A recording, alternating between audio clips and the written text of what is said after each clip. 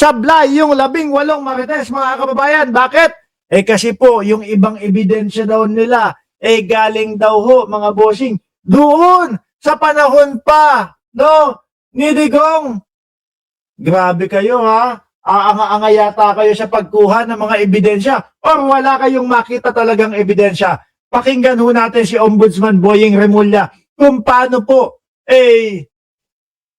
ibuko itong mga ito, di ba, Ma'am Trek Sevilla? Game. Was done. During the time, Yan, alisin ko muna yan. Mamaya pa ito pasyo. Ayan. that picture that was That picture was, kailan daw? delivery was done. During the time of Speaker Lord Velasco. That Iba pa ang speaker. Hindi pa. Si Congressman Martin Romualdez ang speaker. Di ba? picture that was put in the affidavit was done during the time of Speaker Lord Velasco.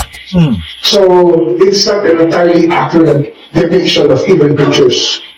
Kaya naman po sabi sa inyo mga kababayan, mahirap po na basta-basta na lang paniwalaan itong 18 marites, mga bossing. No?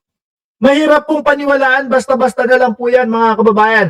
Dahil sabi ko nga sa inyo, tayo mismo, simpleng mga mamamayan, ako, vlogger, kayo, mga nanonood tayo. Sa balita lang natin nakikita at doon sa mga press conference pa lang ho natin nakikita, mga kababayan, sumasablay na maleta, paper bag, expandable folder.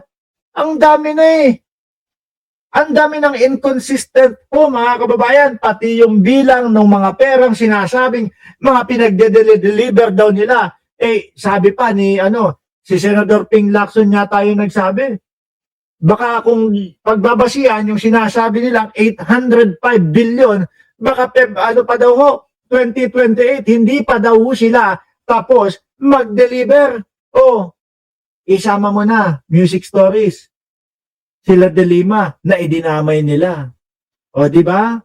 What you see here is really a manipulation of facts to make it appear that that was done. But actually, they were playing with timelines. And this is one timeline that they played. Huli pa din, pati yung timelines ng mga picture nila. Panahon ni dating Pangulong Duterte. Yung deliveran daw ho na maleta.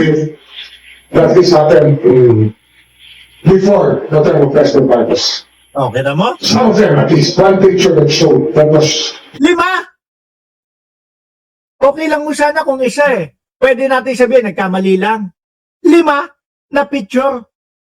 Galing doon sa panahon pa ng dating Pangulong Duterte.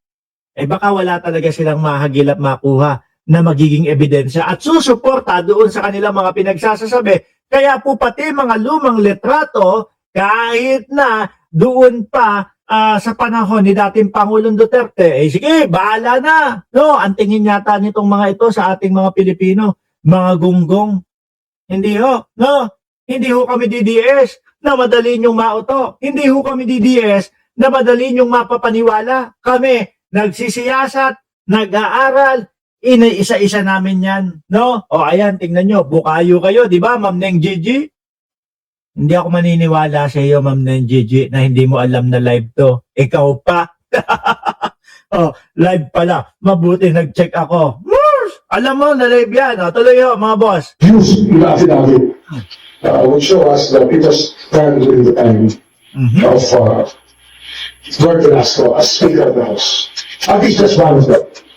Ito, yung sabi ni Legaspi, modern technique na ngayon, mabilis mabisto kung AI ang larawan at video. Lahat naka-record, no, sa BIR, NBI at sa mga nangyayari daily. At saka ho, mga kababayan, sa dami natin na halos kada isa po, mga bossing, kada isang tao may hawak ng cellphone, mga boss naman, mahuhuli at mahuhuli yung mga mapagpanggap at mga nagsisinungaling ho, mga bossing. Pagkaano mo pa lang, pagka nakita mo sila Topacio, sila Defensor, may sinasabing ganyan. Totoo kaya yung sinasabi nito na hindi dapat at hindi maaari at hindi pwede? Yung 18 marites, paghihiwa-hiwalayan ng interview, doon pa lang mga kababayan, madali mo nang makikita. Mamaya papakita ko sa inyo kung paano at kung paano malalaman kung nagsisinungaling lang sila. Oh, di ba? Papakita ko sa inyo ha. May mga lawyer na din ho kasi, mga bossing, na nagkalat po sa Facebook. Nagpapakalat sila ng mga tamang aral, lalong-lalo na po pagdating doon sa expertise nilang mga batas ho. Di ba? Madali nang mabuko yan. Yang style nyo, mga DDS, 18 marites, kayo na sila Mike Defensor, pang 19 kopong-kopong yung style nyo, wala nang maniniwala sa inyo. Di ba, Smith Lamud at Rodrigo Duterte? Saying, I'm not talking about the others, but there was one picture there that was put in the affidavit that was actually taken before we assumed office. Saan po na ito? Ito yung baleta. Baleta na dineliver sa isang tao. Paano yung ibang tulad? Ano lang? Sabi, tanong ni Star Sanchez, bakit ayaw ni Topacio na hiwa-hiwalay ang investigasyon ng 18 marites? Easy lang po, napakadaling sagutin. Baka mahalata na iba-iba yung kwento nila. Diray mo, kung makikita na nga lang ho natin, mga kababayan, ang style nila kapag ka yung mga interview at kapag ka ho yung mga pag-interview, pag yung mga press conference nila, mga bossing, iisa lang nagsasalita. Kung hindi si Baligod, si Mike Defensor ang nagsasalita. Tapos yung 18 marites, tahimik lang ho. Siguro, ganun yun na ipangako. No? Sige, basta, ganito, kami bahala sa iyo, no? Sino yung may mga kaso dito? Huwag ka mag-alala kapag ka naipanalo natin at nasira at nagiba natin si Bongbong Marcos at nailagay natin si Sara Duterte. Yung mga kaso ninyo, yung iba sa inyo, murder, nako, wala na yan. Okay na yan. Baka ganun. Ang gagawin nyo lang, uupo lang kayo sa likod namin. Tapos, si Baligod ang magsasalita. Yan po ho mga bossing partida. Isang tao pa lang ho yan. Si Baligod pa lang yan. Kung makikita at matatandaan nyo, yung kanyang mga pinagsasasabi, delima pa lang, kontra-kontra na. Ano pa kaya yung 18? Paghihiwa-hiwalayin. Mamaya, paabot tayo dyan sa talakayan na yan. Report sa akin, pero yun naman. Pero yung report na, it was delivered during that time. So, you're talking about something happening before 2022. Nako, ayan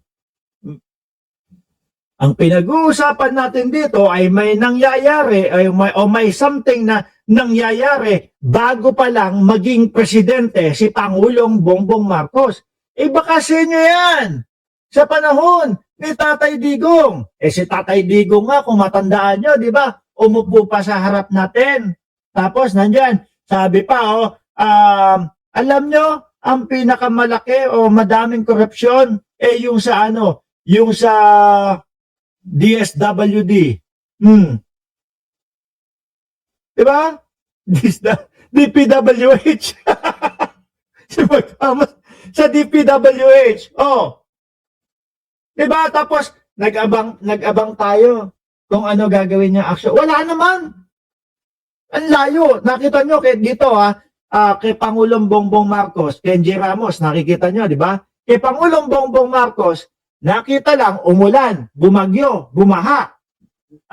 Talagang bumaha po sa Kamaynilaan at sa Pilipinas. Ngayon, siguro, ang presidente natin, bakit ganun? Ang sabi nung nakaraang administrasyon, 13 ang kanilang flood control. 13,000 ang kanilang flood control. Bakit ganun? Bumaha. Walang nakitang flood control. Di po ba? Pinaimbestigahan.